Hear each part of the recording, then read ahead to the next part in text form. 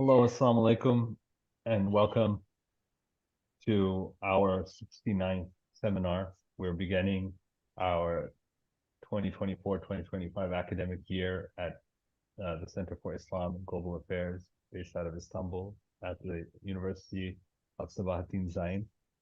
The center conducts a monthly webinar, sometimes also coupled with a seminar at our campus.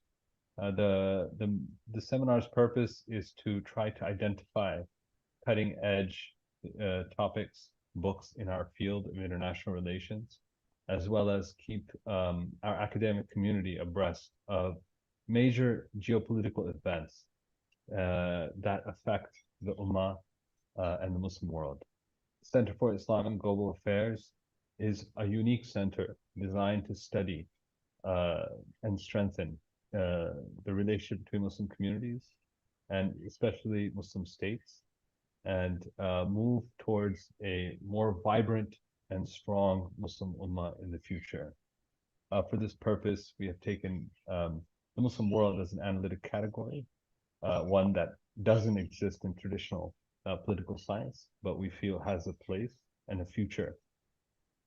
Today, we are faced with one such event, the July Revolution, that has engulfed Bangladesh in a both a state of instability, but also a state of great promise moving forward.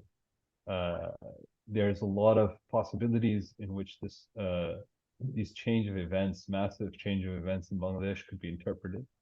And we have three very renowned, insightful scholars and thinkers and activists on this topic. I would like to introduce them one by one, and then subsequently we will dive straight into the topic. First, we have Dr. Usaama Al Azmi. He's an assistant professor at VU University Amsterdam and a faculty associate at the University of Oxford. He completed his PhD from Princeton. Alongside his academic career, he spent a sizable amount of time studying with ulama in the Muslim world and earning his al-Alamiya degree. His research interests are mostly about Islamic political thought and in the modern world. His first book was Islam and Arab Revolutions, which looked at the Arab uprisings that took place between 2011 and 2013. His PhD focused on modern Islamic thought, especially focusing on Islamism and its development over the course of the past century. He has engaged other topics broadly on the questions of democracy, secularism, the nation state, and how these political ideas and concepts interact with Islamic tradition, Islamic thought, and Islamic communities. In addition to his academic and scholarly activities, he is a frequent commentator on Muslim platforms and outlets across the Muslim world. He is found on Middle East Eye, HuffPost, Muslim Matters, and TRT World. I want to welcome Dr. Usaama Al Azmi. Alongside him, we have Muhammad Ashequrrahman, who serves as the president of the Institute of Islamic Thought and Research. The center conducts academic activities, offers consultancy, positioning itself as a movement of enlightenment and morality. In 2013, Muhammad Ashequrrahman moved to Turkey. He won many prestigious academic awards, specifically on his research in plant genetics and breeding, and he is a specialist at the University of Bonn on plant breeding research. Along with his work in agronomy and agricultural sciences, Muhammad Rahman also serves as the president for international affairs of the International Youth Forum. And he's also the president of the South Asian Youth Organization from 2018 to 2021.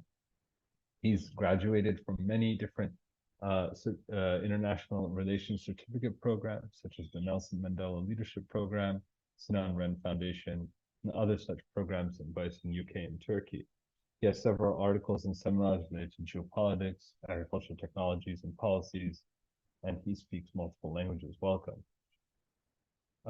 We are also joined by Mr. Naeem Mahmud, who is a media professional, and he studies both media studies and policy research.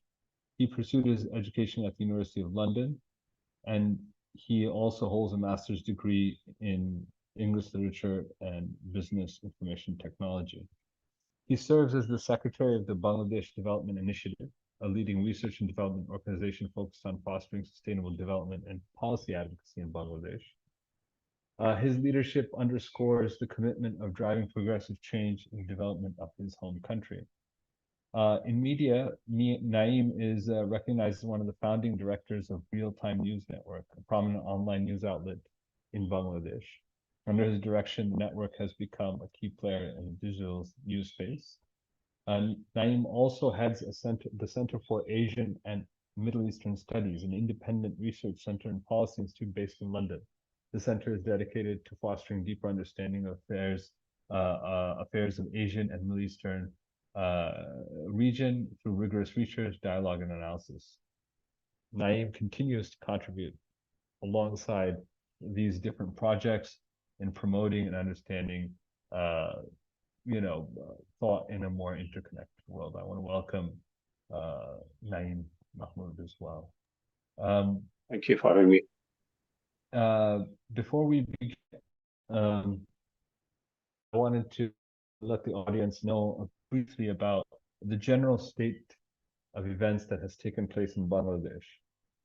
After 15 years, and that could probably be extended earlier if we take the party, Sheikh Hasina, who was the Prime Minister of Bangladesh, left the country, presumably formally resigned. I don't know if her resignation was formally accepted or she had to give, but it kind of seemed as though she fled the country under dire circumstances in which students from across the country were protesting, which was reported in the media as a discriminatory law that was passed by her government in order to favor what you may call entrenched elites for lucrative government positions, bypassing any merit or any kind of evaluation procedures that would be objective. It seemed as though it was a kind of a power grab, also a way of allowing Hasina to entrench into the bureaucracy of Bangladesh further people who she felt were loyalists, a process that had started well into the beginning of her reign. Students across the country protested. Those protests grew to a point that was unmanageable by the security apparatus. At some point, the army had declared neutrality in this process after engaging in violence against the protesters. This forced Hasina to leave. In the meantime, an interim government was formed under the leadership of Dr. Muhammad Yunus, who is a Nobel Peace Prize, I don't know, Peace Prize, I think he's he got a Nobel Prize in economics. And currently there is a new interim government led by him. Along with, in that cabinet, there are two student leaders. The hope is that the interim government will stick to its promise of leading Bangladesh into a new political future. These events are drastic and unprecedented on many fronts, which we'll discuss in the following conversation. I want to begin with Brother Naeem to kind of give us a little bit of the background. I want to have two slices of background. One is I want to talk about the student protests, and then I want to talk about a little bit of historical background about Islam in Bangladesh, because most of our viewers are Muslim academics and thinkers, and it would be well to know the place and importance of Islam in Bengali culture and life in South Asia. So I'm going to first turn to Dr. Naeem, and then to Dr. Usaama about these two issues. So, Brother Naeem, maybe you can give us a little bit of background about the student protest, and then, Dr. Usaama, maybe you can give us a little bit of background about Islam in Bengal and its position in the subcontinent more generally.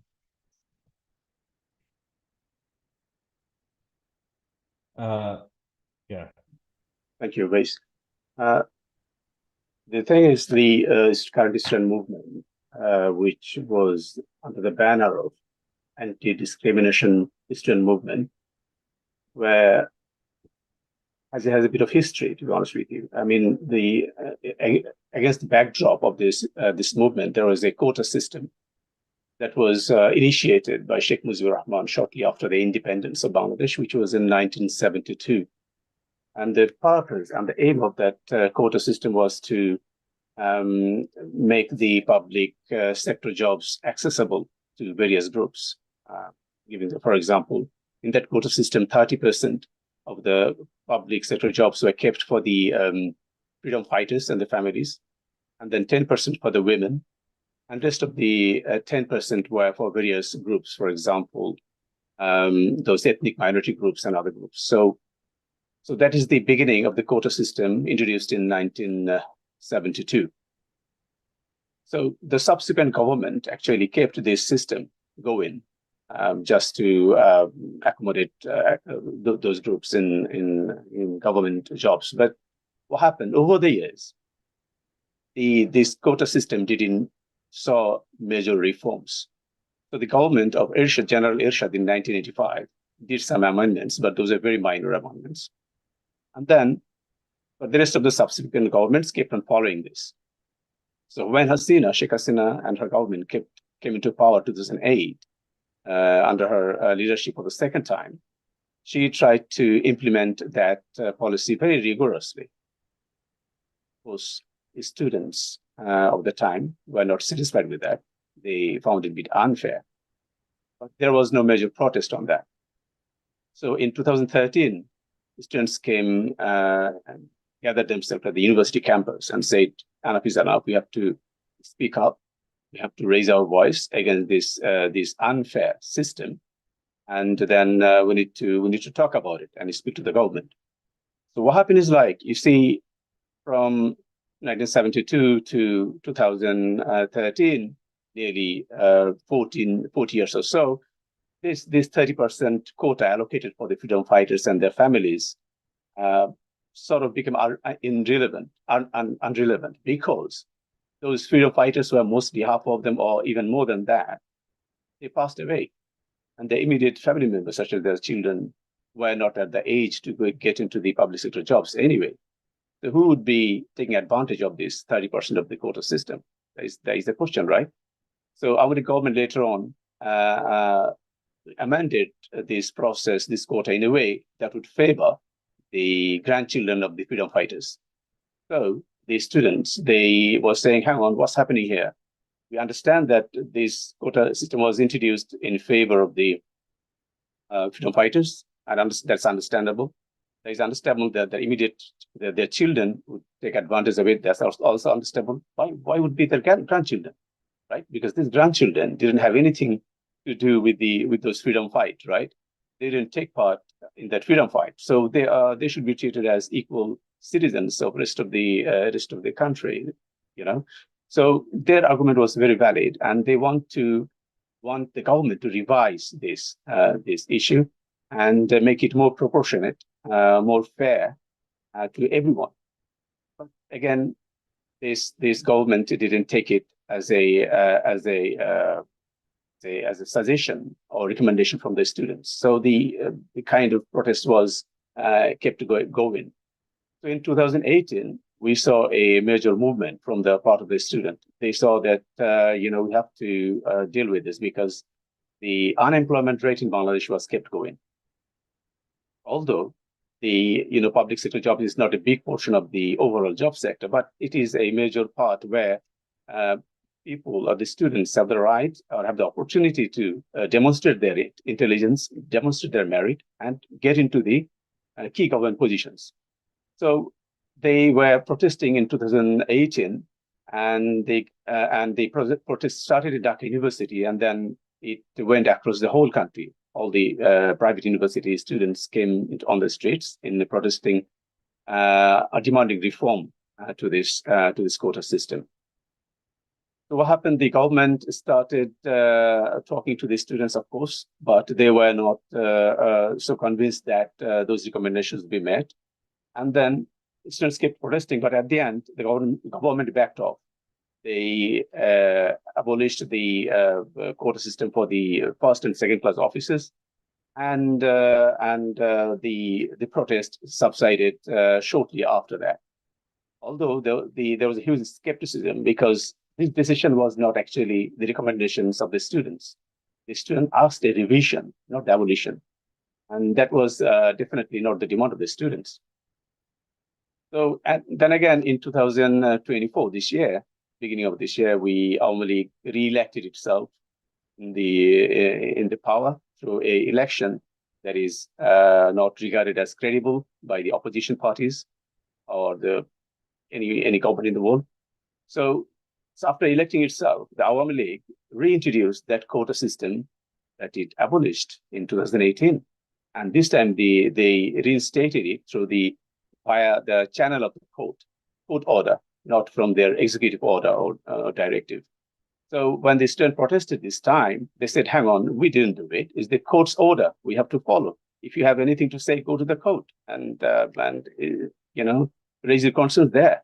But everyone knew that it was the kind of backdoor the government used to introduce that quota system. Just to tell our audience that our Awami League or the previous government of Sheikh Hasina, has corrupted every sector of the public, especially the democratic institutions, so much so that there were no fair treatment in anywhere. Public didn't have any trust on judiciary at all, because every judges on the judiciary system were employed by the Awami League. So they were more or less the party members of Awami League. So people or the students didn't have any hope of having proper justice over there. So that's why they didn't buy the argument of the government that it is the judiciary system they did, the judges did it, it's not us. So the students kept protesting. They demanded that the quota has to be reformed. But the government this time, not instead of 2018, they had a bit of dialogue then, but this time they went too far. What they did is they asked the police to deal the students with all sorts of forces. So the students, they came up with, they started with the Dhaka University, but it gradually expanded throughout the country. And then when all the students were coming on the street, public saw this protest as a legitimate one, because it is, of course, 50 years has passed, you need to revise the system. Why you not listening to the students? So more and more public were joining to this cause, and of course the opposition parties, they were joining to this as well. So gradually it became a huge protest, participating from every corner of the society. But government tried to handle it with brute force. They introduced police with firearms. Then the government introduced the border guard forces over here, with armored vehicle on the streets. And then when they couldn't contain this protest, they introduced army and curfew to quell this protest. And on top of that, the government ordered the police to fire at the students. Nearly hundreds, according to the international investigation, more than 650 students were murdered in the mid of July to 5th of August. So in this time, the government took every measure to subdue the students and establish its regime to keep going. But again, the government, the public, and the opposition, they came together. They gave the 1-point demand to the government that the government has to resign. And on 5th of August, the student-led protests demanded that all the public of the country should march to Dhaka city to capture the prime minister's residence and make her resign. And that's what happened. And Sheikh Hasina's government fell in 5th of August, and she fled to India. So that is in a nutshell of the overall the movement. Thank you so much. That kind of very succinctly lays out the immediate background to what happened on August 5th. I want to take That's the topic of discussion. I want to hand it over to Usaama and to lay out, you know, what Bengal, like the region called Bengal in South Asia, and especially the Muslim populations there, uh, what role have they played in South Asia and also the Muslim world more generally, uh, and kind of lay the importance for that region for the Muslim world. I know that there's so much to cover, Osama, and Yeah. this topic is so large. Oh, But if you could give us a brief background to what in your perspective is the importance of this region. sure. I mean, Jazakumullah khairan first for inviting me. Bismillah ar-Rahman ar-Rahim. So, when it comes to Bengal, it's a fascinating region. It's had Islam for about 800 years. I think the first kind of Muslim rulers arrived there around 800 years ago. There's evidence in the coinage and the like. In fact, even a figure like Ibn Battuta, the famous sort of Arab traveler throughout the world, documents a visit that he must have paid at some point, again, 800 years ago, to Bangladesh. And he says that he met Shah Jalal, who's one of the great sort of Sufis who essentially brought Islam in a very significant way to Bengal and Bangladesh. So Bengal, I'm going to give a bit of a more recent history, perhaps, but the history goes back all the way then. And I think, as has been the case in a lot of a lot of the Muslim world, conversion to Islam has been very gradual and very organic, and it's very deep-seated and it's very deeply rooted. So today, the most recent census from I think 2022 said that Bangladesh was 91% Muslim, so overwhelmingly Muslim. At the point of independence in 1971, it was around 85% Muslim. So still had a very significant number, but it's actually been gradually increasing. Probably when you say because Muslim, I mean, I'm from Turkey. yes, We've got a Muslim rate in the 90s as well. right, Um, when you say it's deep seated in yeah, Bengali culture, Islam is yeah, deep seated for 800 years. yeah. This is like an organic part of Bangladeshi culture. Islam and Bangladeshi culture are pretty much, one and the same. Is that correct, or is there a lot of So different factions there? I would say in many respects that's true. I mean, this is very sort of almost completely Sunni, almost completely Hanafi. It's very sort of there's kind of one uh, manifestation in that sense, but at the same time you have a diversity of Sunni orientations perhaps present.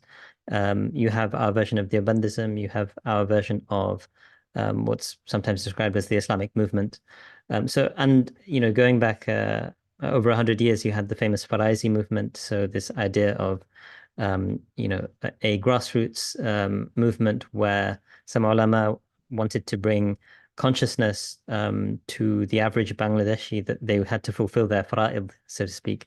And to a certain extent, you have a lot of syncretism historically in these sorts of societies because it is a country that is surrounded on three sides by India.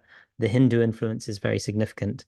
And to a certain extent, the last 30, 40, 50 years has been a somewhat contest between those two orientations within the society. And Hasina, the fallen dictator, as we have a tendency to call her, which I think is a deserved title.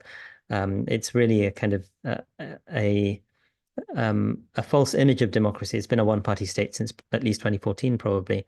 But her fleeing to India is symbolic on multiple levels because India, in a sense, is our primary neighbor, being surrounded on three sides, and is a regional hegemon and has tried to uh, exert its influence in very significant ways. And it's only due to that support that Hasina has lasted this long, but they've obviously made a very significant miscalculation in recent months. And so, just in a sense, let me take you back to 1971, which is a major break. But even before that, 1947, the partition of India, a very sort of traumatic experience in the Indian subcontinent that has been written about extensively. But it has a different kind of effect on the fact that the British, for some reason, thought it was sensible to create one state which was, had two wings 1,000 miles apart, roughly. And unfortunately, the two wings, cultural differences, linguistic differences, and a lot of other differences allowed for a kind of breakdown in trust. By 1971, there was effectively a civil war internal to Pakistan, which gave rise to East and West Pakistan separating out into But Pakistan before that, and Bangladesh. I just want to Yeah, interrupt here and say yeah, that the region that is now known as Bangladesh, which yeah, eventually became East Pakistan during after the colonial period, played right. a leading and substantial role. Absolutely, It absolutely. wasn't just a lumpen part of the Right, right, Pakistani right. state. It played a leading and substantial role in the creation of Pakistan. Like, I, right? right. Is that correct? Not just that, I mean, like, so Bangladesh is, and perhaps some of my colleagues will have better knowledge of the recent history, but Bangladesh, I mean, according to one British commentator, it was, of course, it was the jewel of the crown in many respects of the entire Indian subcontinent. It was considered the wealthiest part of the Indian subcontinent when the British came in, and after 100 years of plunder or however many years, it was considered one of the most impoverished. So Murshidabad, before Dhaka became the capital or returned to becoming the capital, Murshidabad was the center of the capital of a regional state of Bengal, run by a Muslim, and a very powerful state, a very wealthy state. And so Bengal actually itself divides into East Bengal and West Bengal, Bangladesh having been historically East Bengal.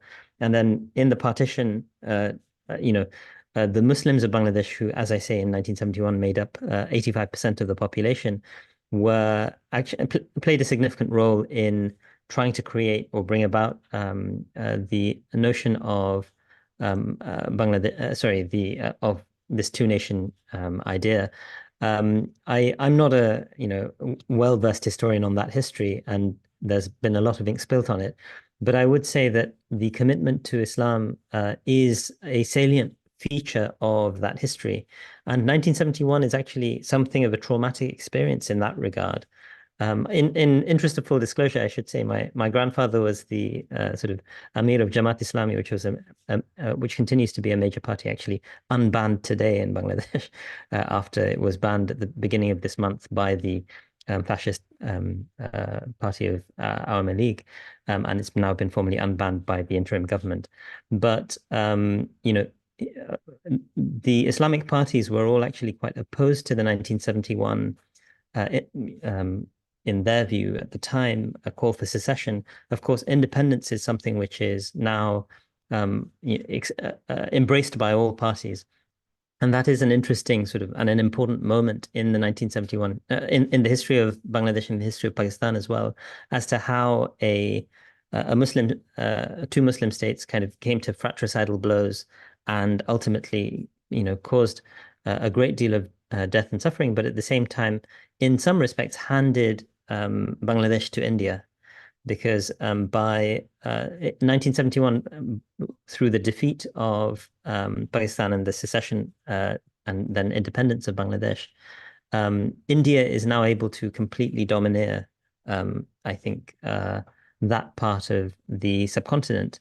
It's not in the state of a country like Bhutan, which doesn't even have like foreign relations, but with other states, it actually India mediates the foreign relations of that country completely. But Bangladesh, while it does have embassies of other states, for the past 15 years, its foreign relations have effectively gone through New Delhi as well. So I think that's, I mean, the politics of it. Just to come back to the religion for a moment. Um, in 1971, Mujibur Rahman, who actually, and this is, I mean, there's a very detailed history there that needs to be explored by Muslim thinkers as well. Mujib won the, I believe, 1969 elections of Pakistan as a whole, and he was not at that time eager to secede. But it's the complications of history and the fact that I think General Yahya Khan refused to, or Zulfikar Ali Bhutto refused to accede to a Bengali sort of premiership that led to this kind of coming to blows. And it's important to recognize that, neither Zulfikar Bhutto or Mujib were particularly exemplary Muslims, right? They were both largely secular individuals. And Mujib himself, effectively his Awami League, it is the secular party of Bangladesh, and secularism is one of their ideological pillars, which is not the case for the other parties.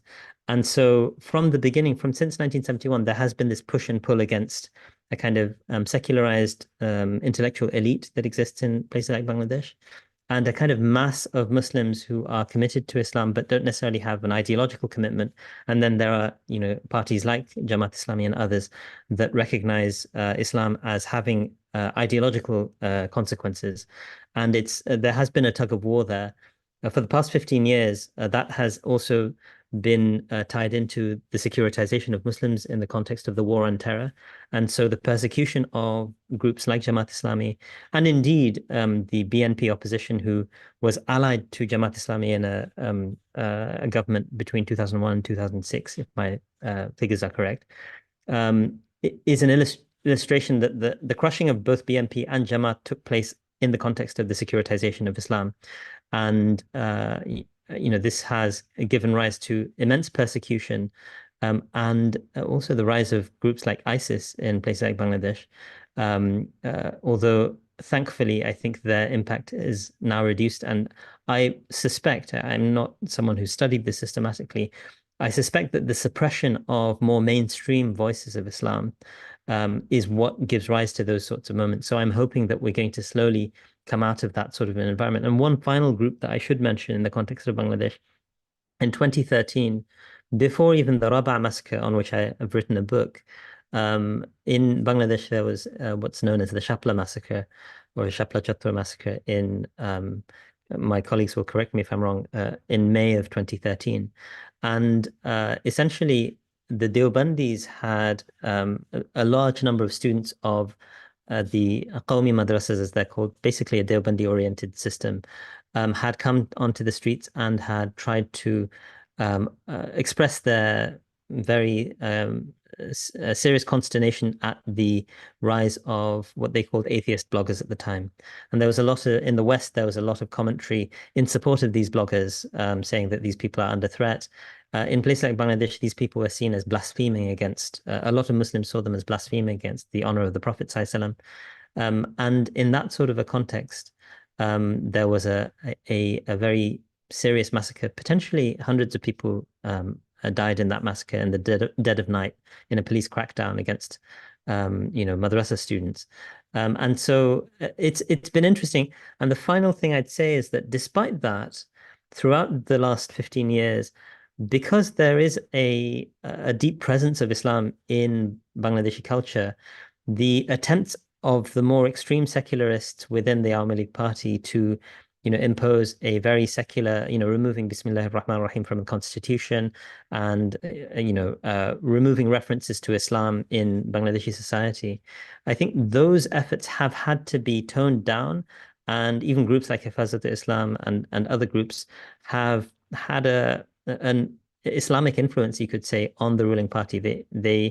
It's not been possible to engage in the Turkish style of absolute, extreme secularism that we saw under Kemalism, so to speak. Sorry if I've gone on for too long, but I hope that was informative. Thank you so much. That really puts, lays the kind of picture. Can I add a little bit to Usaama, if you allow me to do so? I want to bring in Naeem. I'm going to come back to you in a second. I want to bring in Ashequrrahman, allow him to. I want to ask him one quick question, and then also he could probably lead us into discussing the interim government that has been formed. So Ashequrrahman, why was, and I'm asking you this because you are very connected to the young youth movements in Bangladesh, and you have your ear to the ground. Why did this obscure educational policy, right? I mean, it's kind of like what we would call in America a kind of affirmative action scheme. The percentages in an affirmative action scheme lead to a revolution. Can you like? I mean, it seems like something that would not generally be so essential to state functioning as to create a constitutional / security crisis in a country. But in Bangladesh's case, it wasn't just a spark, because as Naeem explained, this is a grievance that has been growing among students for almost a decade now or more. So can you give us some analysis of that issue? And then as we know, on the current interim government, there are 2 students. Obviously, a movement that has sustained itself for more than 10 years, etc. It can't be leaderless, I would imagine, in a certain sense. And there is a voice now in the cabinet of 2 students. What are their demands? What would their demands be? Because now it's gone well beyond the quota issue. I mean, I'm sure there's no debate about that. That's obviously going to get. It already has been or has been removed or whatever. What else is there to do? Thank you very much. Actually, first of all, I would like to say some statistics about Bangladesh, which is very important and we should keep in count. First of all, if we check the population, especially the Muslim populations, or if we check from the perspective of Muslim countries, Bangladesh is 3rd in the world. So after Indonesia and Pakistan, as a Muslim country, it is 3rd. So we have almost 200 millions of people. Number 2, the economies, if we count from the perspective of OIC, this is the 6th largest economy in the other out of the other Muslim countries. So a lot of people, a big economy. But if we see the perspective from the political, there are a lot of corruptions, a lot of problems, chaos everywhere. So in spite of these problems, still Bangladesh was able to manage its economy or its human population. And every people were trying to live their lives in this situation. So if we see, and one more thing I would also like to add, as I am an agronomist, the agricultural systems of Bangladesh, it has a huge role in the economy. And if we see that the huge young generation, those, even if there's a problems in the government jobs or even in the corruptions, every people wants to do something by their own to live their lives. So with this, I mean, we may have these questions, okay, you have a lot of corruptions and everything, but how you can say that your economy has grown? The fact is, every people had to do something for their own selves, and it made the country to grow their economy. This is one fact. Another fact I would say about the India, after the liberation in 1971, we should keep it in count that the war was internationally recognized as India-Pakistan war. And then India won this war.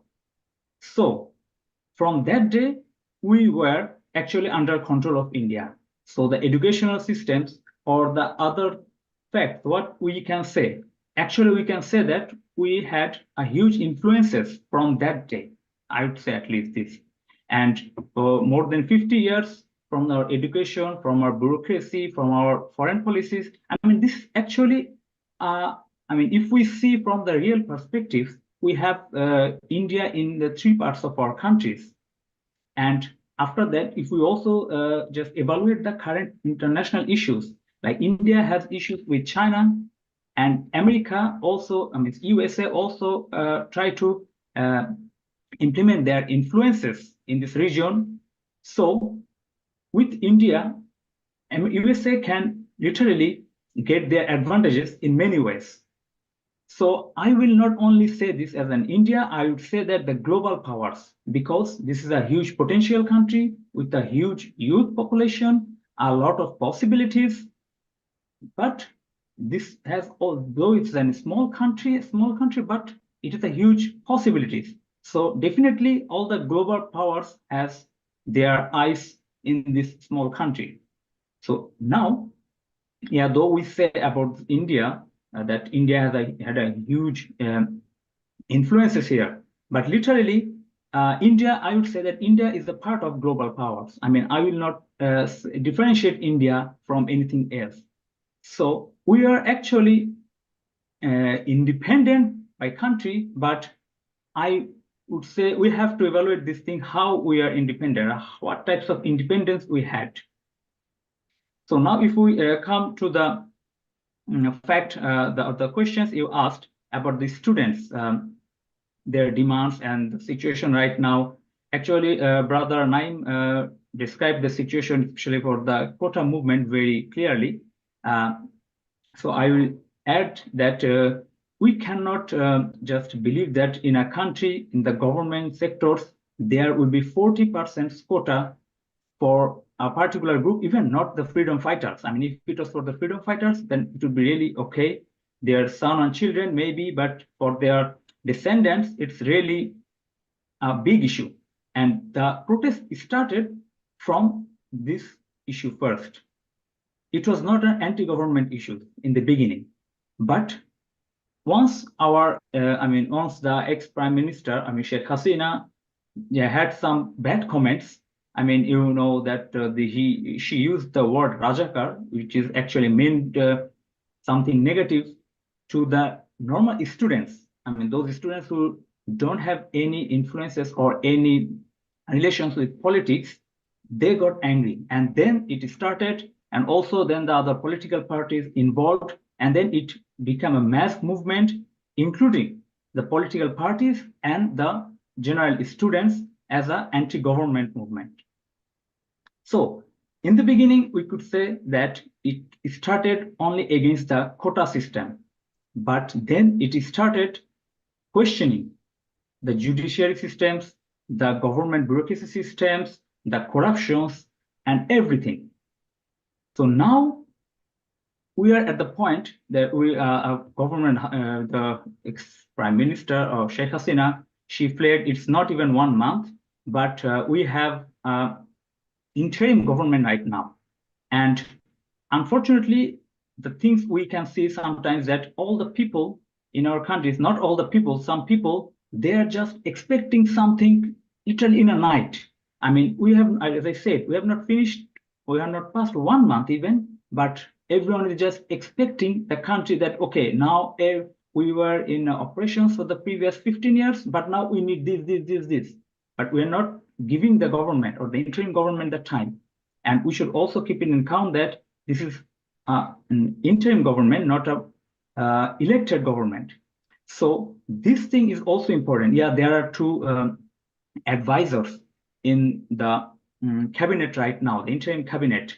But at first, we should give them some time to evaluate them if they are reflecting the demands of the people. I mean, I could say this movement was mostly fueled or run by the general students. So we should at first keep it in count that what our country needs. So and we should also remember that the government people who are in the governance, they were really corrupted, and most of the people, they are still in the government. So we cannot expect that, okay, on 4th of August, the whole bureaucracy was corrupted, and in 6th of August, everything was just like pure 100%. We cannot expect that, and we shouldn't behave like that. So the students' demand was a fair country without corruption, a fair judgment in every sectors. These things, I think it is possible, but we have to give some times to the interim governments, but also we should also be careful that this interim government should take exactly that time what they need. We should not, we have to also see what happened in Turkey 50 or 60 years ago, or even we have some recent experiences in Egypt or in the Northern African countries, Muslim countries, that someone came as an interim, but then army, or they made the situation like that, everyone were summoning army to take the power. And then we know what happened in the end. So we should take all of these factors in count. And I think the demands what the students had, it is actually more logical. As I said, they were demanding for the betterment of the countries, but it's also a concerning issue that we should wait and see, and also we should not give the chances to the opportunities or some other groups who just try to hijack this movement of the mass people, of the mass students. Thank you, Ashequrrahman. That's a interesting. I've heard a lot that the question of corruption has been a very salient feature of the complaints of the students. In political science, corruption, has its own literature, and how long it can sustain a cohesive political platform is questionable, because corruption is a single issue, and the state requires ideology, requires direction, it requires vision, it requires many other aspects. And so corruption is also one of these issues that can be easily sidelined, as a attainable goal. But I think it's a very strong start and a huge mandate on the back of the interim government.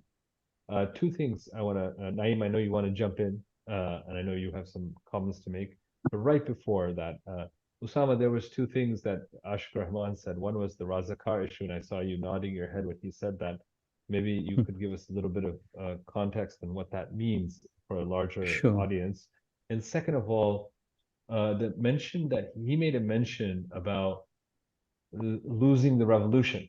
I mean, there was a movement in Tunisia, as you know very well. Tunisia enjoyed a period of openness, not anything ideal, but very quickly we saw that what was deemed the Jasmine Revolution, I don't know if that's still in play now, but was then now, it's a complete military dictatorship in Tunisia.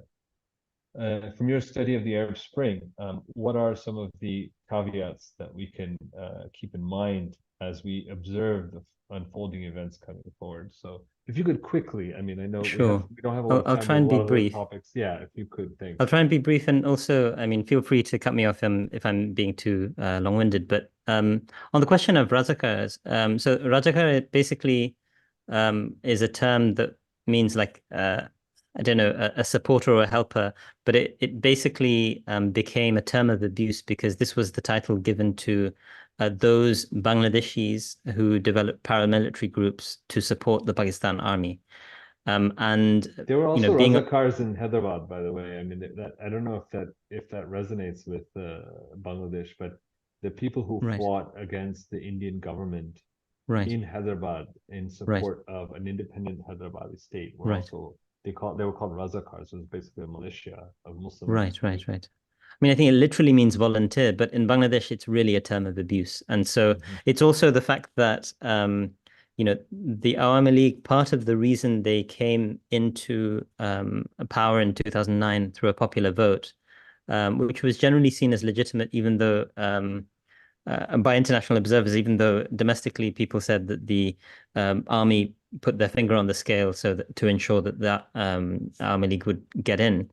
But the case of trying the sort of war criminals of 1971 in the so-called International Crimes Tribunal, which wasn't an international tribunal, it was a tribunal for quote-unquote international crimes, that was actually quite popular at the time. There was a great deal of desire to catch and punish the Razakars, as they are called. So these are seen as people who are traitors to the establishment of Bangladesh.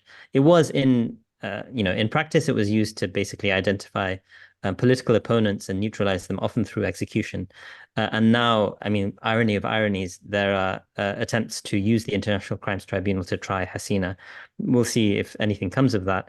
But I'm not sure. I mean, this is just my personal opinion. As someone who lives outside of Bangladesh, I don't want to, pretend that I have any authority to speak on behalf of my compatriots who've been, on the ground working there. But I do think that there needs to be a bit of reflection about whether we want the tit for tat sort of going on forever. We need to get rid of the corruption in the sort of system. And this kind of ties in with the second question you were asking with respect to Tunisia and I have to make reference to the concept of the deep state, the concept which originates in Turkey and then, became very important in Egypt in the last decade and a half. And the world now. I And mean, it's used almost and the world, globally of course. Now, unfortunately, it's a preoccupation of Trump sort of supporters in a place like the United States. But I mean, in a place like the United States or in most European countries, you can think of this as the civil service. But in countries like Egypt or in Turkey and now in Bangladesh, when you have 15 years of corruption and the sort of very careful placing of your own cronies and your own sort of lackeys in every conceivable position of influence. You're speaking of several thousand positions that are, effectively appointed. That is going to take a great deal of time to unravel. And this is where, again, Brother Ashequrrahman's point about the need for a certain amount of patience on the part of this is precisely the patience that often is lacking and is engineered so that it is lacking but don't you think in by the Tunisian context, Al-Nahda did show patience? That's one issue. Second of all, I just want to add a little footnote here that Al Jazeera did do a deep dive into, right. If anybody wants a forensic kind of lens into the actual mechanism engineering kind of blueprint of how this whole apparatus works, there is a Right. documentary called All the Prime Minister's Men, Right. which kind of gives you a very investigative reporting on that mechanism.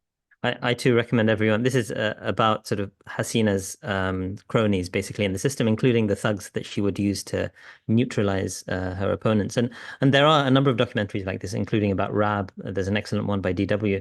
So I do recommend people look into these. But I would say another might have shown patience, but unfortunately, or for better or for worse, these are, at the popular level, the Tunisian people arguably are the ones who voted in Said and were not, and other, there was enough hatred of Nahba's successes in wider Tunisian civil society and other competing parties that they were willing to, and of course, a huge amount of support from malign foreign powers, most notably probably the UAE, and through Libya and other sorts of entities, and of course Egypt, that it's very difficult to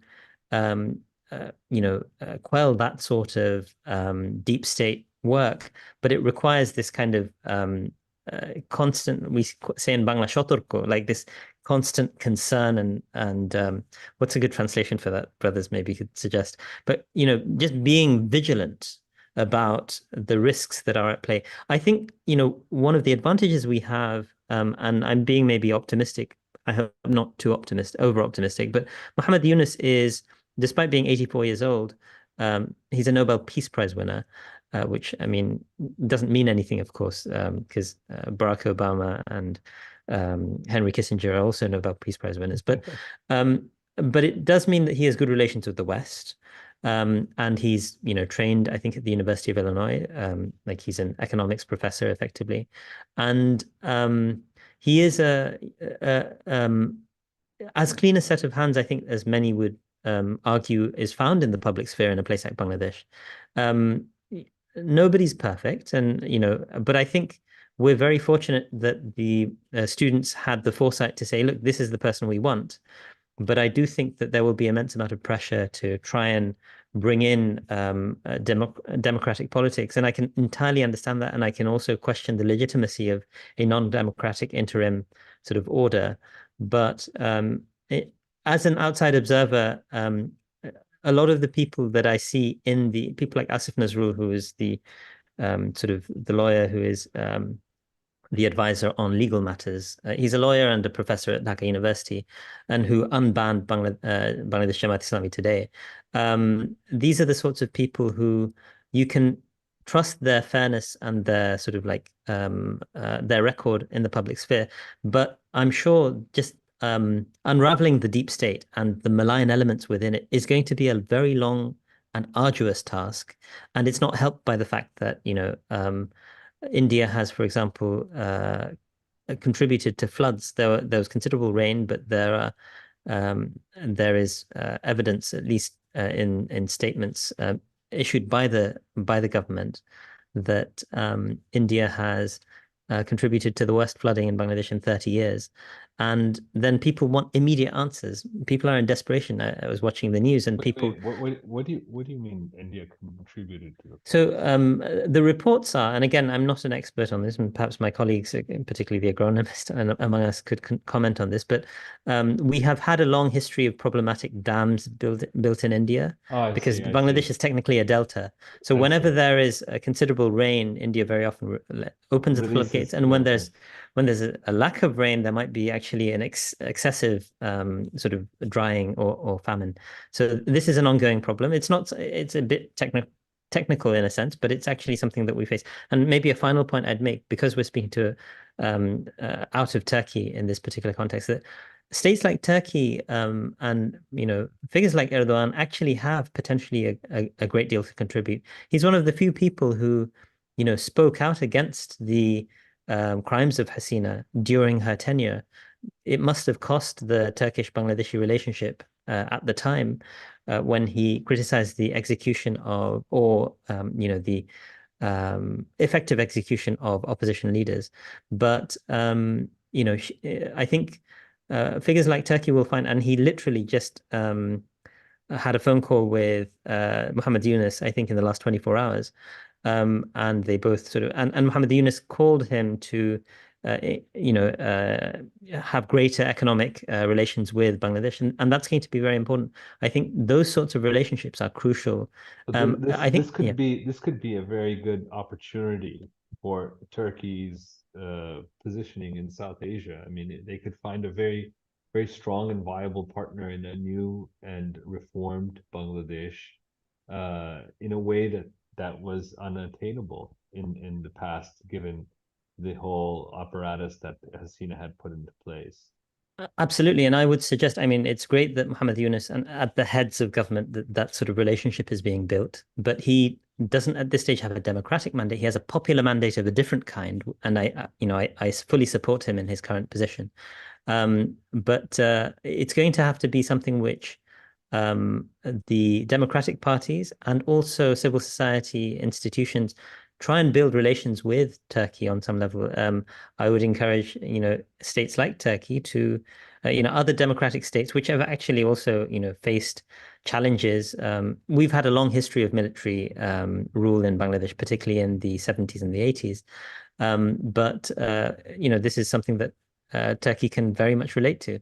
What is the way in which we can, Usaama, can I jump in for a second? Please. And I want to circle back on this issue of the future of Bangladesh right towards the end. So maybe we can revisit that. Sure. And so Naeem has been waiting very patiently. I know that he had something to say a few comments back. Naeem, I also want to couple with your forthcoming comments. Can you please give us a little bit of understanding now that Sheikh Hasina's topic has been breached? What's the future of Awami League at this point? I mean, where do we position? How do we position, first of all, Awami League in the history of modern Bangladesh? Some conspiracy theories around Muhammad Yunus as being a larger kind of like American plot, another color revolution is floating around. And Hasina is actually someone who is defending Bangladeshi sovereignty, and therefore she's paying some kind of price, etc. There's all this, as is with, political processes of this nature. There's all these conspiracy theories running around. Naeem, could you please also give us some light on that as well? About, specifically, let me be a little bit more clear. Awami League as the sole contender for defending Bangladesh's sovereignty and its interests in the region. Could you please give us some context around that? Yeah, I mean, I would like to, before going to that questions and the points you raised, I'd just like to add a few points to the Usaama's previous points. With regard to those two words, actually what, that is Rajaka. You see, this is very interesting because Awami League, to stay in power, they build a narrative, right? That's what the regime does. They build narrative as to divide people and rule them. So to divide Bangladeshi people, and make India happy, Awami League regime basically introduced two terms, which are one is Rajakas and another one is terrorist. So they use Rajakas to show that the opposition, especially the third largest party in Bangladesh, which is Bangladesh Jamaat Islami, they call them Rajakas because by calling them Rajakas, meaning they are supporters of Pakistan. They wanted to prove that to India that this is the party you should be stay away of, and we are the people, we are the party, Awami League. You should be supporting all the time to keep your interest in Bangladesh. Number one. Interestingly, that's also, I just want to make a note for other people that interestingly, Hindu nationalists use the same rhetoric in India for any Muslim, any Muslim in India who wants to see any kind of communal development. India uses this frequently in India against Indian Muslims as, why don't you go to Pakistan? You are Pakistani, you're a covert or a crypto Pakistani living in India. I mean, this is the rhetoric that Muslims in India face against Hindu nationalism. So to make India happy, Awami League kept on using this rhetoric. And to balance the Western audience, Western countries happy, the America and the Europeans, they introduced the word terrorist. Because, after that was, as Usaama alluded, after the 2003, the George Bush came up with what do you call it, the infamous thing. Axis of evil. Axis of evil, and whether you are with us or the others, right? So that was the block, and we saw what happened in Middle East, right? One after another, after the Iraq invasion, and so one after the other things. So to make the US and the Europeans happy, Awami League invented one after another terrorist events in Bangladesh. To be honest with you, historically, people of Bangladesh never ever aligned themselves with mass killing, shooting, or destroying the lives and There's liberty. never been a tradition of terrorism in Bangladesh, correct? I mean, that's never not ever. Something part never of the ever at all. Bangladeshi narrative. It's not like Pakistan if doesn't there have is these anything, frontier regions, etc. If there is anything, I can tell you categorically or with evidence that the people of Bangladesh, which include Muslims, Hindus, and all minorities, they lived side by side for decades and for centuries. Let me give you the recent most example. When, after the fall of the Hasina regime, when Indian media and Indian state tried to portray that there's a huge minority killing and massacres were happening in Bangladesh, especially the Hindus, you know what happened? That students of madrasa, these students of Islamic schools in Bangladesh, they guarded all the temples and religious worshipping places and the areas where the minorities were living. So the Muslim students were safeguarding their sacred places, and they came on the social media, and it even went into the proper media in India. That means like this kind of cohesion was there from the very beginning. And this is actually a very interesting moment, Naeem, because this reminded Muslims who are elsewhere in the Muslim world of the actions of someone like Abdul Qadir al-Jazairi, who protected Christian minorities in Mesopotamia and in Western Asia in a time when they were in danger. So this is actually not something far from the Muslim tradition. People saw this as a very positive kind of familiar scene in Bangladesh. Yeah, so this is something. I mean, that was an example. That's how the Indian propaganda was debunked by the brave Bangladeshi people with that. Second point I would like to add with Usaama is that historically, Bengal, which means like Bangladesh, and major part of India, because West Bengal, as Usaama alluded, is part of Bengal, and Assam, Tripura on the northeast side of India is also Greater Bengal part. So the Bengal was the most richest part of the India historically before the British went for invading that part. So to give you a bit of context, why did the British, they went to Bengal, not the other part of India, for colonization? Because Bengal, according to the book by Rani Mukherjee, by Madhuri Mukherjee, the name of the book is Churchill's Secret War. So when the British, led by the Robert Clive, went there, he called Bengal as the heaven on earth. And he also said that Bengal was in today's understanding, it was called like Paris and London in those days. The today and Paris was so rich, so vast and so wealthy. Bengal was that rich at the time. So that's why it was also mentioned in the book that Bengal almost contributed to 3 to 4% GDP of the global economy. So it was that rich. So that's why you have all the European colonizers there. You had Dutch, you had Portuguese, you have British, you have other colonizing powers went into Bengal. And the book states clearly, again, that there were 7 routes to went into Bengal, but only 1 route to come out. That means the whole world was interested about Bengal. So this history of Bengal was so rich, and what happened when the British went there, they plundered so much, they ransacked so much resources and they looted so much money from there that within 10 years of the British colonization, the whole Bengal went from rich part of the world to the poorest part of the world. And they conducted one after another man-made famine over there as well. So I don't want to go more details on that. So Bengal has been, that's why it was a very rich country historically, but because of the political and colonization, it went down a lot. Another point I would like to add to the Usama's discussion is that Awami League, in past, especially past 15 years of its reign, was marred with the massacres. So let me give you an example. When it came to power in 2008, shortly after came into power in 2009, February 2009, there was a huge massacre of army officers, which we call the BDR massacre, in the which is a paramilitary border guarding force. There was a huge massacre happened in the BDR headquarters in the city center of Dhaka, and Hasina didn't allow the rest of the army officers or army troops to get in to intervene in this process. So this is a huge thing. Is still that pain is being carried out by the whole nation, and people are still waiting to see justice for that. And another massacre, as someone alluded, that there was a mass killing of the students in 2013. And another massacre we saw this time in July and August by killing more than 600 students in the broad daylight. So there was no way to get rid of this kind of scenario from our mind. They're always vivid in our mind. So students and people will always bear this in mind. And you asked me about talking about the future of Awami League.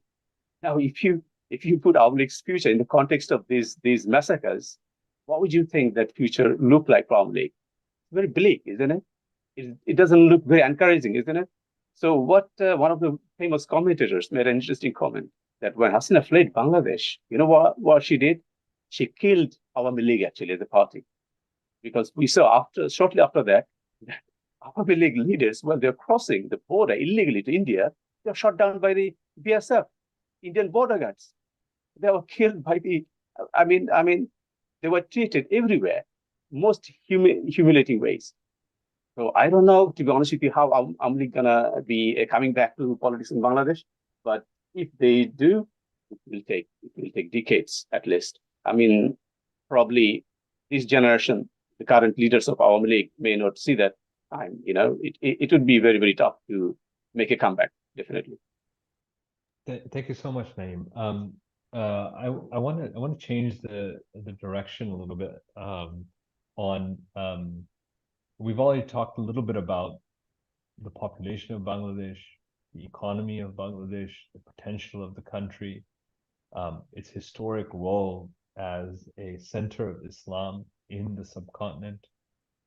But also it's in between 2 great powers, right? China on the one hand, India on the other.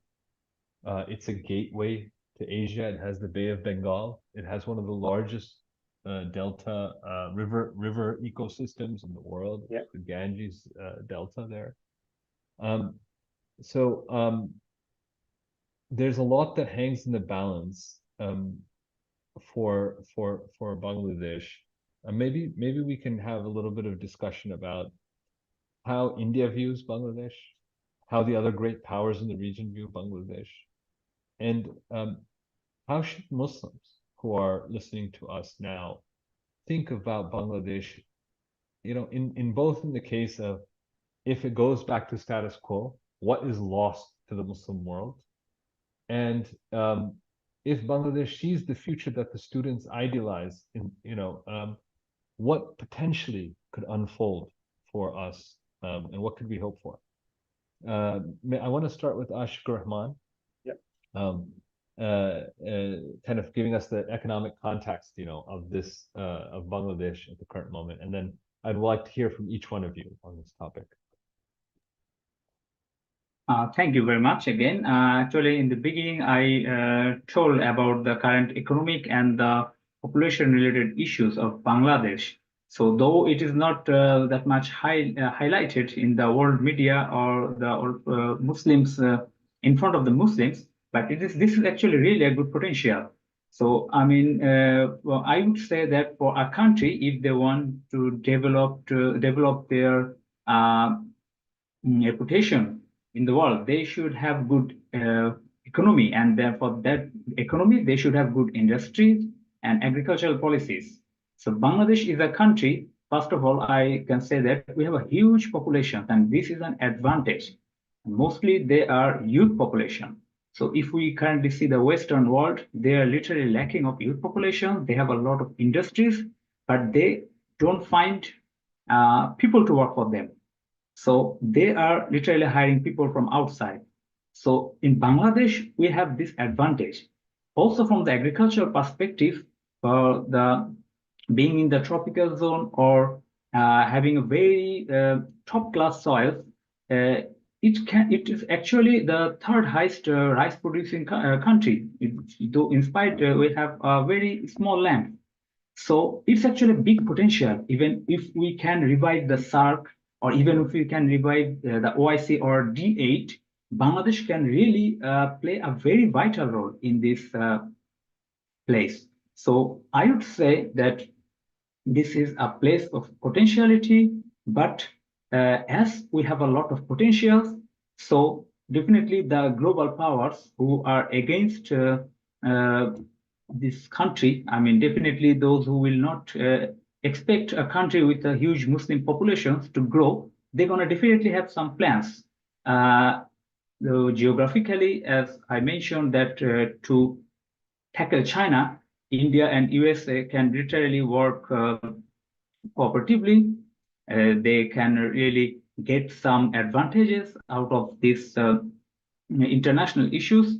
Also, as we have a huge Muslim population, so if here the Muslims can be educated well, if they really work for the betterment of the country, then it might cause a lot of problems to the global powers.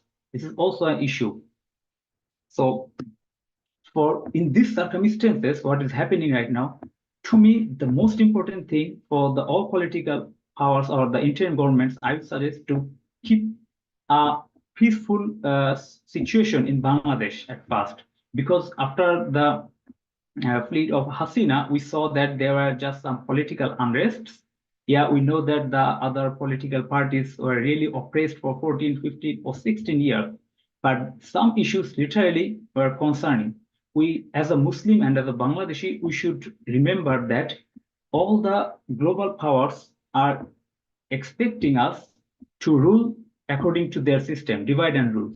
So at this situation, when the whole country came together, at this time, if we cannot become one, if we still fight each other for the leftist or rightist or some other issues, I mean, this is nothing teaches from our prophet also. At first, we have to be human, then we're Muslims. So for the humans, if we don't have Muslims, then who we can spread the beauty of Islam? So now, unfortunately, there are some possibilities that due to the political things, I mean, the political parties, they are just showing some intentions, like they will do the same thing what the previous government did. So I think if we want really prosperous Bangladesh, a prosperous Muslims Bangladesh who can really play a vital role for the betterment of the Muslims, for the betterment of the world, then we have to at first, we have to try to be together to keep the peaceful situation in Bangladesh at first. If there is no country, if there is no people, then nothing can be happened. Okay, well. Thank you so much.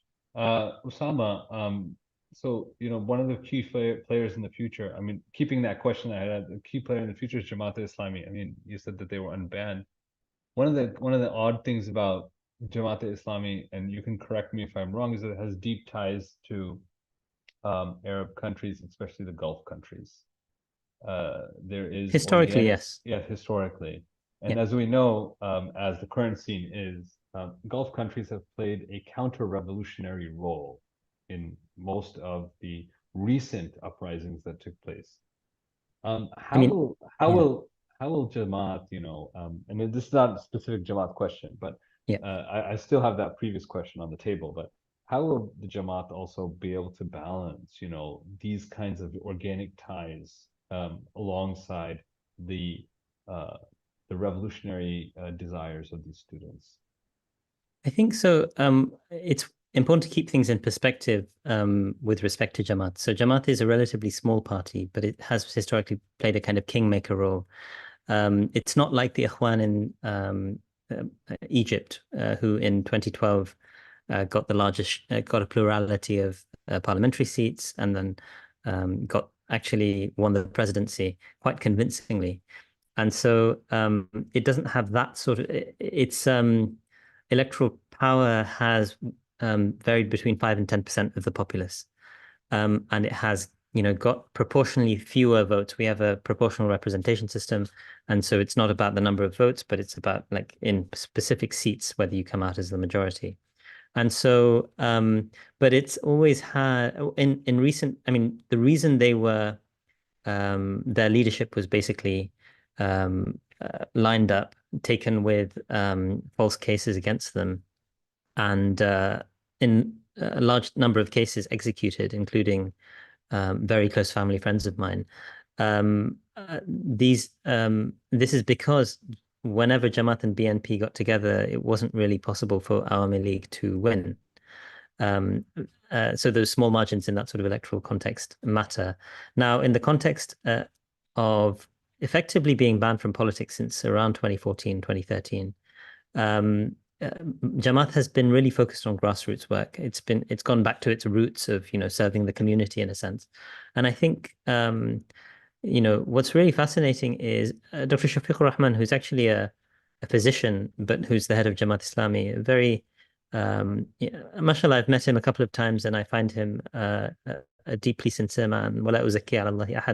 But he's someone who I think has been very measured and sensible, and he's such a calming force on politics more generally. My understanding is that, when there are disputes or disagreements among party members in other parties, they will come to him.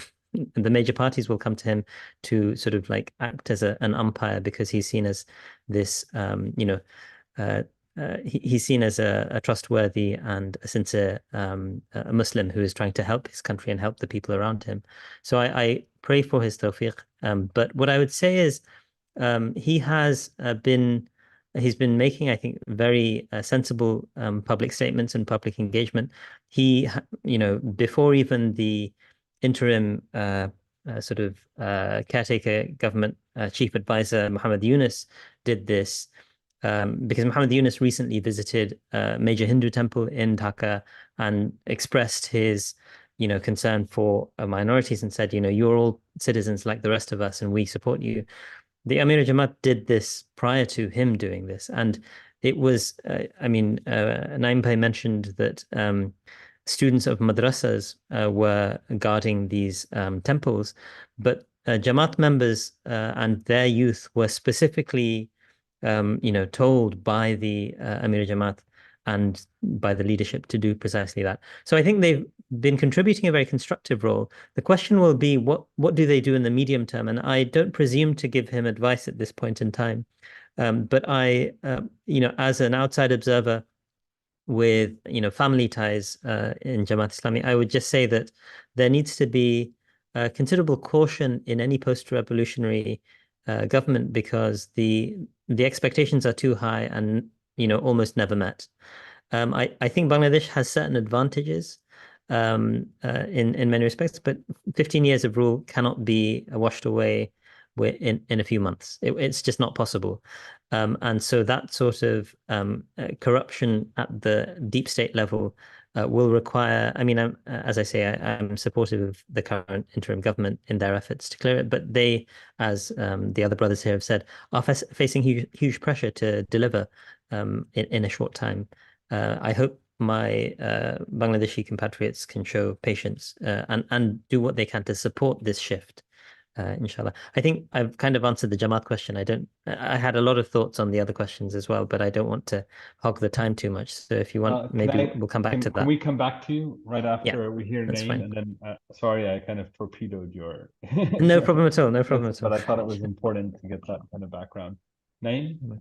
So, Vivek, could you just, because there were too many topics there, could you be narrowing down for me so that I can focus actually? Yeah, I was saying that, you know, as we're concluding, because our time is running out, and I see Dr. Sami has also joined, so I want him to give him a chance to ask his question as well and give his comments. My question was, what can Muslims of the world, right, how should they be viewing the future of Bangladesh? Both in terms of if it goes back to the status quo, you know, what happens? If in fact the students achieve what they're asking for, what future should Muslims look forward to for a free and independent Bangladesh inside of Asia, which is straddled between China and India? What does Bangladesh offer, you know, in this place for Muslims, and also give us a little bit of how India views Bangladesh, how China views Bangladesh. I mean, quickly, if you could give us some background on that as well. Yeah, let me start with then how India and Chinese government see Bangladesh. To be honest with you, India sees Bangladesh in the lens of major three interests. One is its security, and number one, its business interest.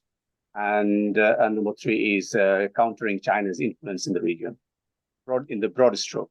So let me illustrate a little bit of these 3 points quickly. So with regards to security lenses, means like in the other side of Bangladesh, which is India, as I said, our panelists described it very well, that Bangladesh is surrounded by India, 3 regions, right? So interestingly, when the British left, they divided the Indian subcontinent into a way which is very, very, I mean, I would say clumsy and very, very, I mean, kind of massive way they divided it. So the other part of India, which is the northeast of India, other name of the site is called Seven Sisters, is basically narrowly connected to the main part of India through a 22-kilometer stretch of land, which is the northeast part of Bangladesh. And that part is also close to China too, roughly around 50 to 60 kilometers away. China is waiting with all its, military sort of thing to intervene to cut off. It's also considered or called as a chicken neck, right? Once this neck is closed, then India is totally cut off from the other part. So anyway, what I'm trying to say, that's why securing security and the protection of that Seven Sisters is very, very important for India, and Bangladesh is playing a key role in this strategy of India. So India want to work with Bangladesh so that in those Seven Sisters, there's some insurgencies in those states who want to have their own independence.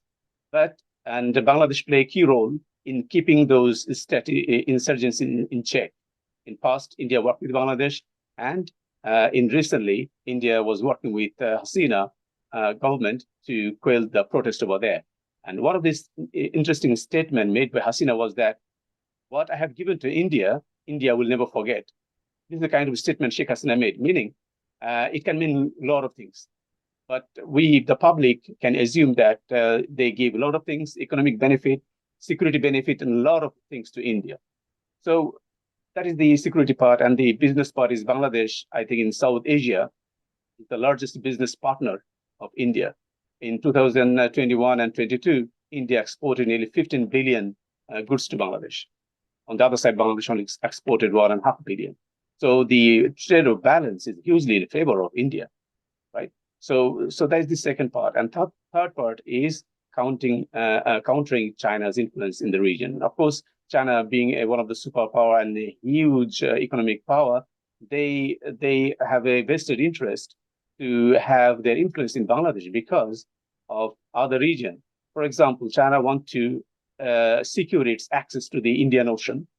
through Bay of Bengal sort of thing, in case they were being cut off in the Malaccan Channel by the United States and its other people. So they want to keep this side of access in the Indian Ocean open. That's why they need influence on India. That's why they need to have influence on Myanmar, the bordering Bangladesh. So this is the kind of interest of China, and also China exerted influence on Bangladesh through its Build and Road Initiative, BRI. Bangladesh wants to be part of that project, and they are investing heavily in infrastructure, of course, in Bangladesh. And of course, a large part of the money, of course, been looted and diverted from the country by the Arab League regime.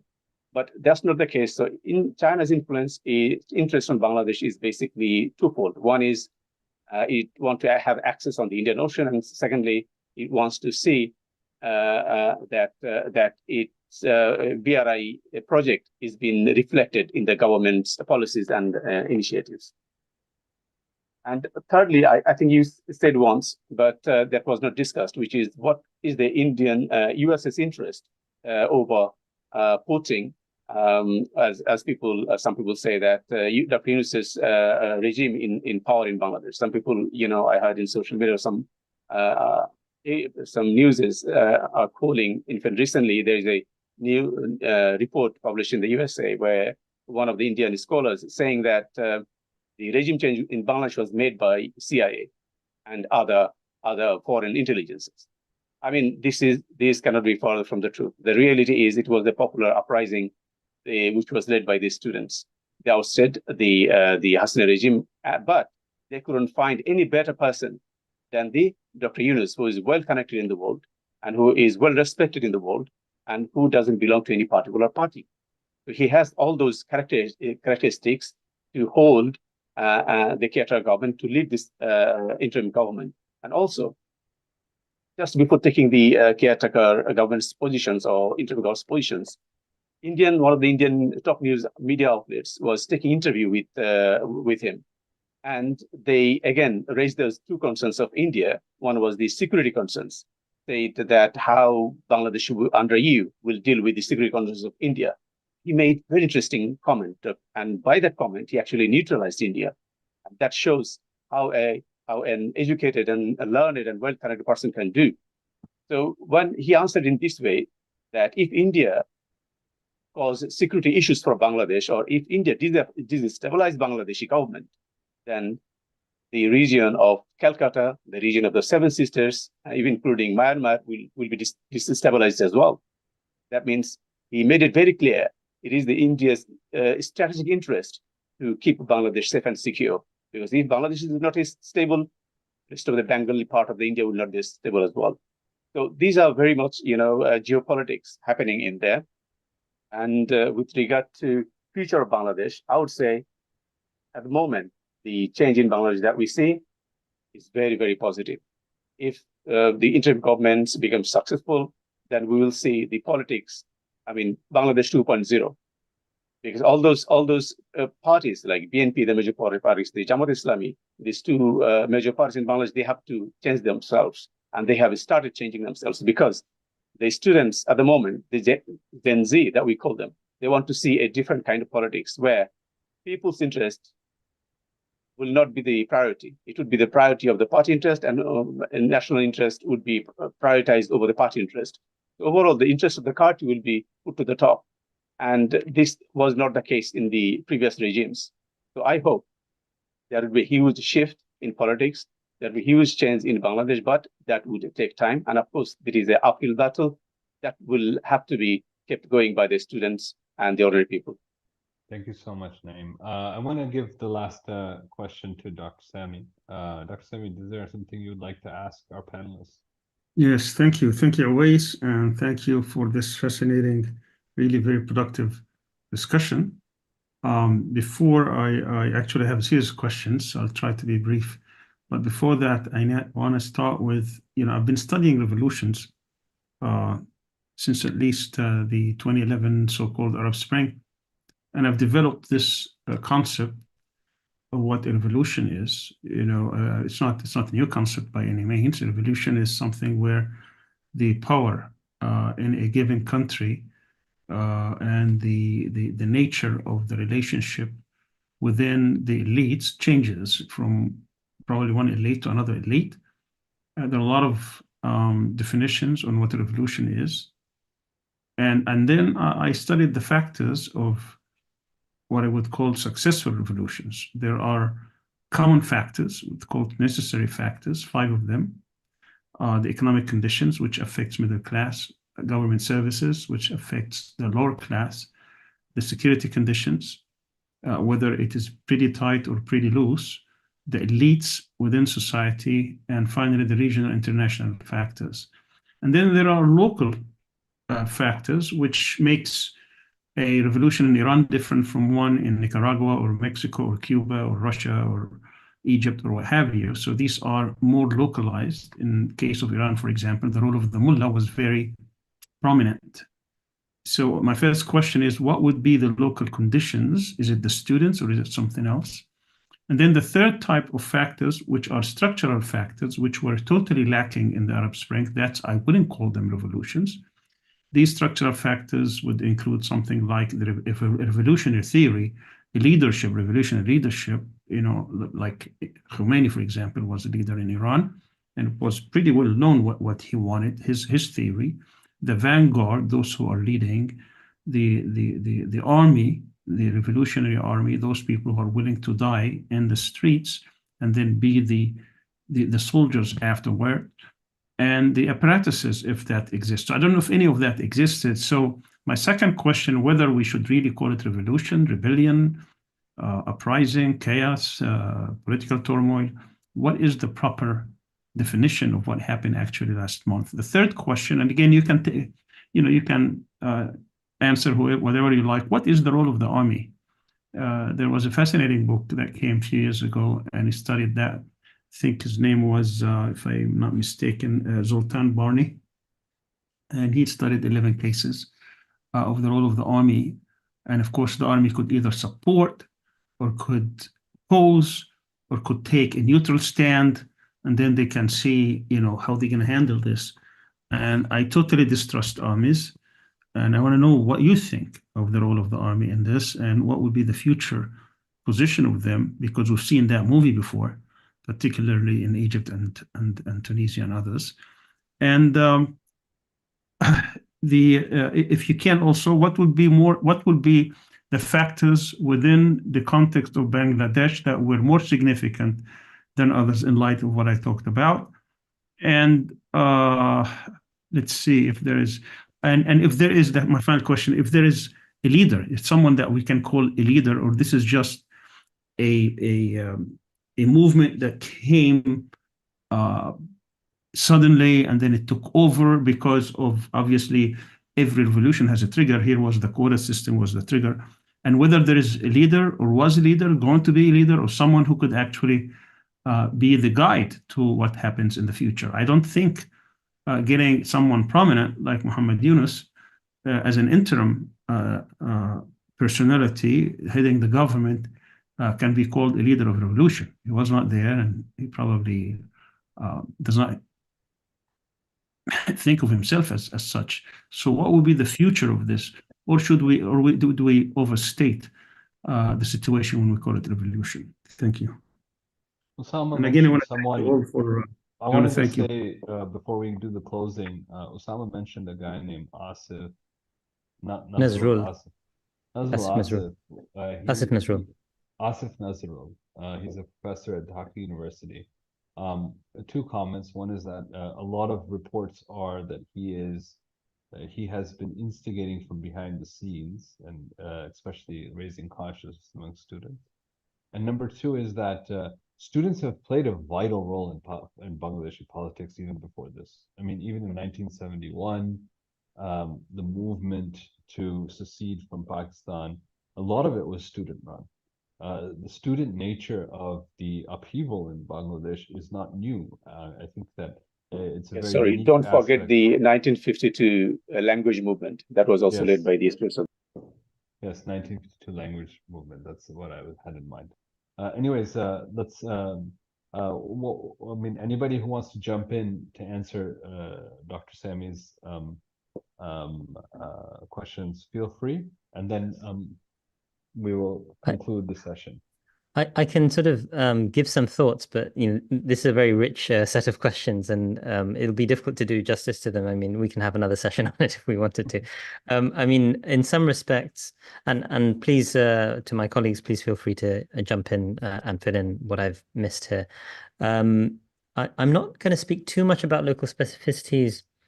Let me address something which I find a little more easy, which is, was this a revolution or not? And the social scientific literature has very specific criteria for revolution, and I don't think this would fit. This is basically a change of guard at the moment.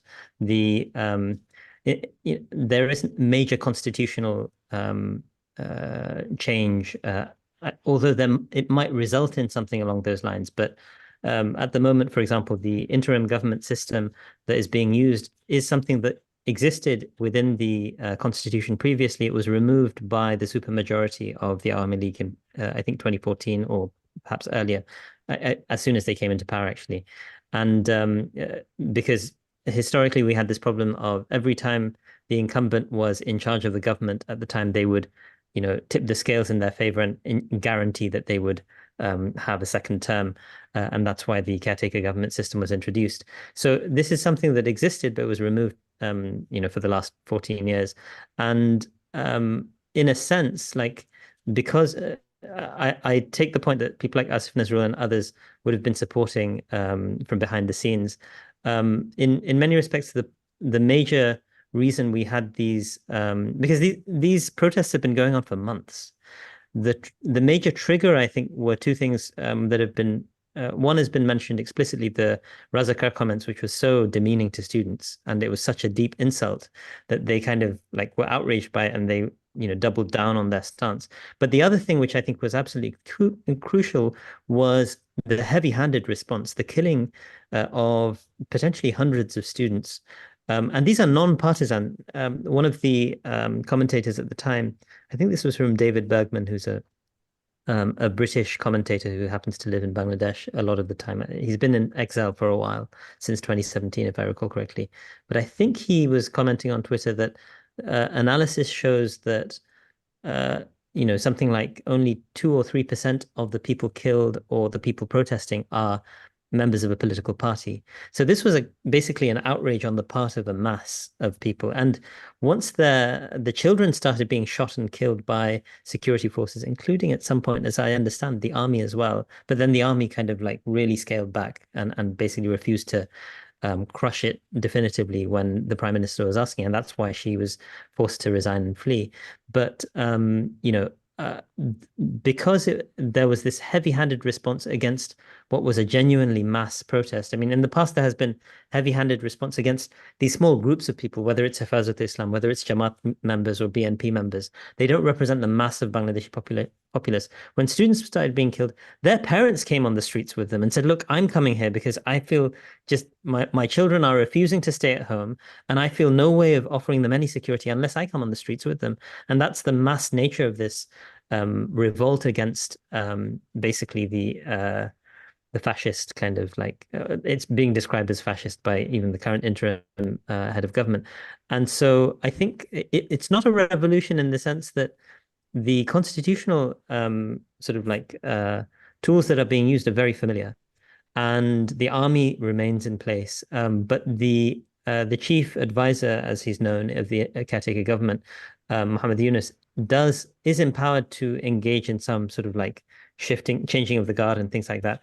I don't know enough about Bangladeshi politics to know how deep his authority runs and whether he has the right to do that. But for example, the president, who's a figurehead appointed by a prime minister typically, remains the same president that was appointed by Awami League a couple of years ago. And so, and he's the one who, I mean, it looks a bit funny when the ceremony was done, but he seemed to be very uncomfortably sort of going through the motions of appointing the various advisors in the current government a few weeks ago. And so I wouldn't call it a revolution in that sense, in any social scientific sense. I hope that kind of answers that question. But I think there is the prospect for this gradual change to take place. And the army, perhaps I can just throw in this comment about the army. There is good reason to be suspicious of militaries in a lot of our countries. Bangladesh hasn't had a military dictatorship since an interregnum of 2007 to 2009, which is fairly recent. Okay, that's within living memory. Before that, I think the main military dictatorships or kind of quasi dictatorships were between 1975 and my colleagues can correct me, 1975 to 1990 roughly. And so since 1971, a little over 50 years, we've had a significant amount of military dictatorship, but our army has historically also been quite proud of its association with the UN. It was historically, I don't know if this is true today, the #1 contributor of UN peacekeepers globally. That reputation, I think, has been quite badly damaged by the last 14 years of Awami League corruption. And the documentary that Al Jazeera made, All the Prime Minister's Men, illustrates some of that. But the deep-seated rot that can be brought about in 14 years needs to be somehow resolved. I'll point out that the current head of the armed forces, what we call the chief of army staff, is someone called Waqar al-Zaman, who is married to, I believe, the niece or the cousin of Hasina. And so, but yet he refused to carry out her sort of like demand to go and crush the protesters. He said, look, we just can't do that. The only thing we can offer you is safe passage, head out the country, right? And that's what he did. But, and he seems to, he has a reputation for being a soft character. Now, I mean, I don't know, Sisi seemed to have a bit of a reputation for that as well. But, I would hope that the comparator there would be more like the Tunisian army rather than the Egyptian army, because the Egyptian army has a long history of completely dominating the state. And I think the Tunisian army gives us reason to be cautious as well, because they just followed the orders of the incoming dictator, as far as I can tell. And so that's what we need to be very vigilant about. And Bangladeshis, inside and outside, I mean, the chief advisor basically said that even those outside the country need to show their sort of support for this kind of transition and this kind of change. And I think, all Bangladeshis everywhere. But I think a final point I'd make, and apologies for going on for so long, is the Ummah has a commitment to the third largest Muslim majority state in the world. And so that's why countries like Turkey and people like the chief advisor need to build relations, but the political, democratically acting parties on the ground need to build those sorts of relationships ummatically. We're visiting the representatives of those countries in Bangladesh and building those relationships in a deep and meaningful way. I'll stop there. Apologies for the length of that.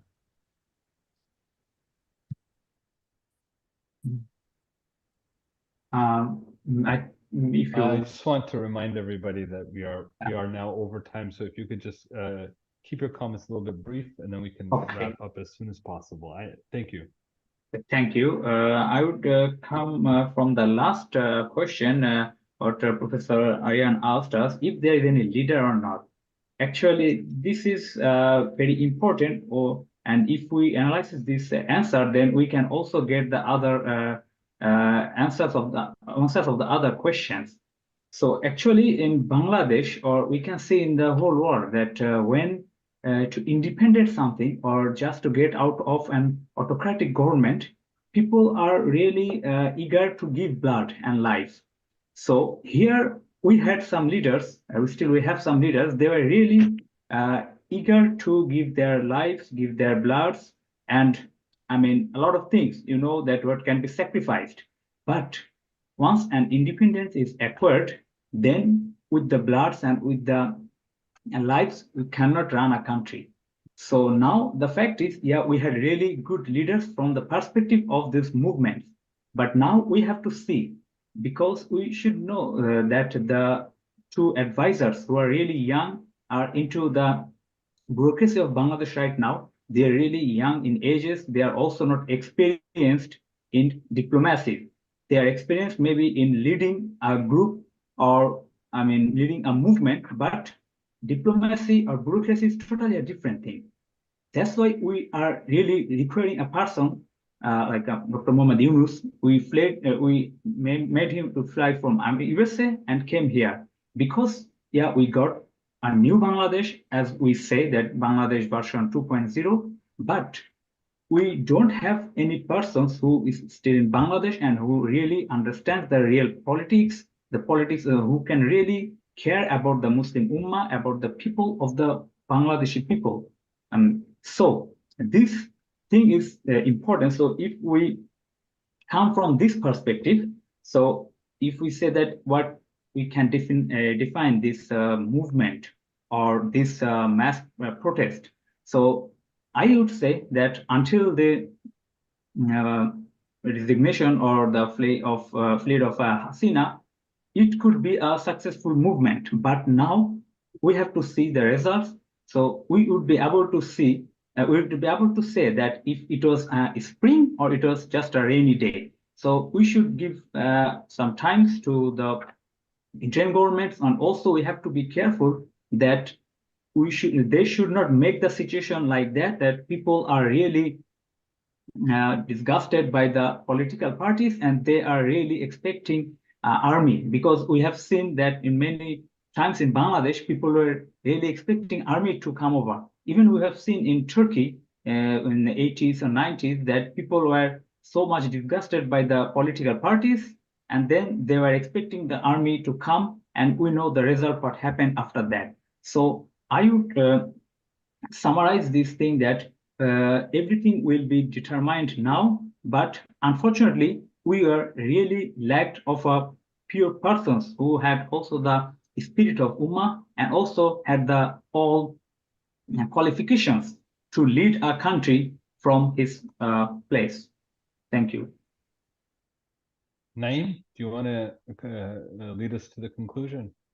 Yeah, let me make it brief. There were a lot of points to Professor's question. I'd like to make it as precise as possible. So, condition of the movement, it was totally a students-led movement where everyone from the society participated. The structure or leadership, definitely it came from the students. Of course, the experts like Asif Nazrul, professor from Dhaka University, as Usaama alluded, they of course give advice to the students to guide them to lead the protest in the right directions, of course.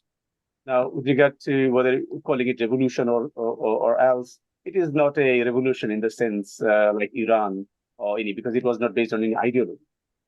It was based on, if there's anything, it is based on making the country corruptionless and fair for everyone.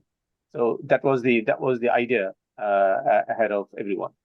With regards to the role of army, well, as I said, again, Akhtaruজ্জামান, the head of army, is a relative of Sheikh Hasina, the fallen dictator. But I think he was wise. What happened is, like, before on 3rd of August, what he did actually, he invited all the officers to the headquarters, army headquarters in Dhaka, and there he tried to gather the information from the army officers, that kind of what are they saying about these changes.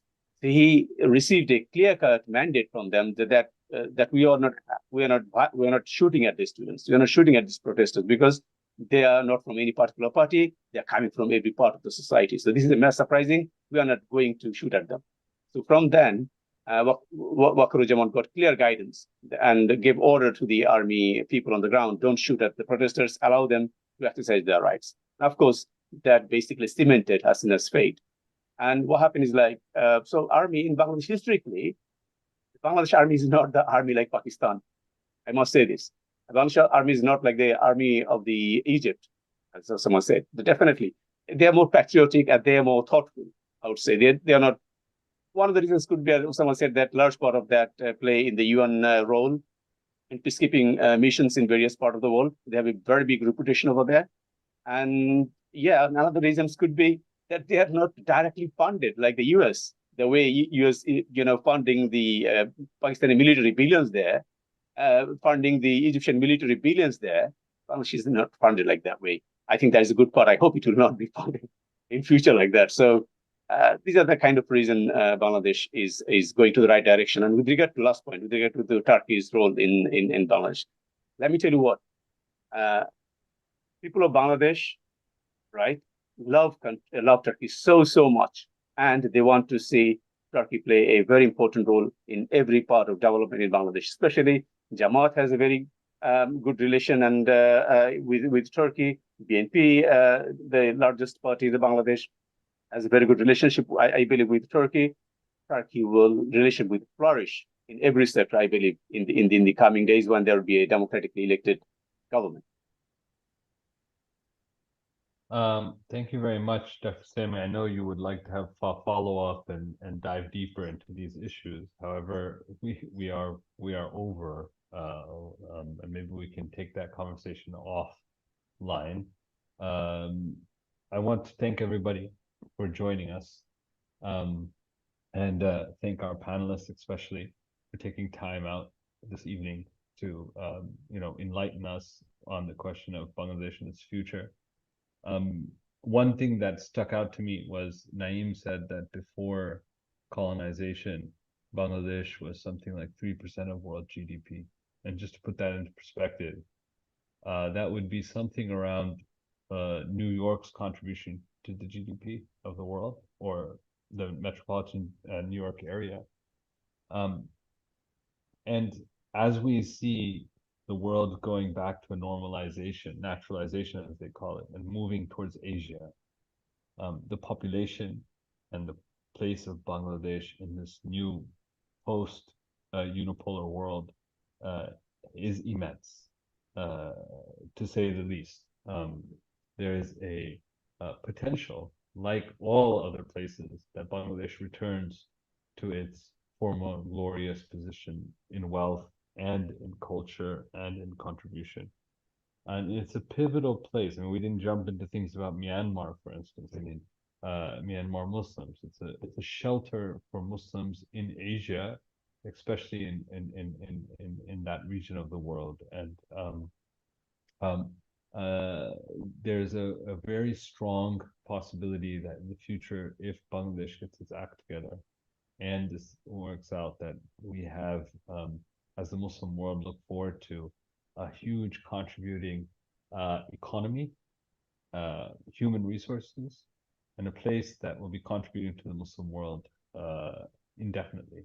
And that's the dream, I think, of every Bangladeshi, and I think it's the dream of the Muslims around the world, and I hope to see that unfold and Bangladesh become a shelter for Muslims all over the world, which it has the potential to do.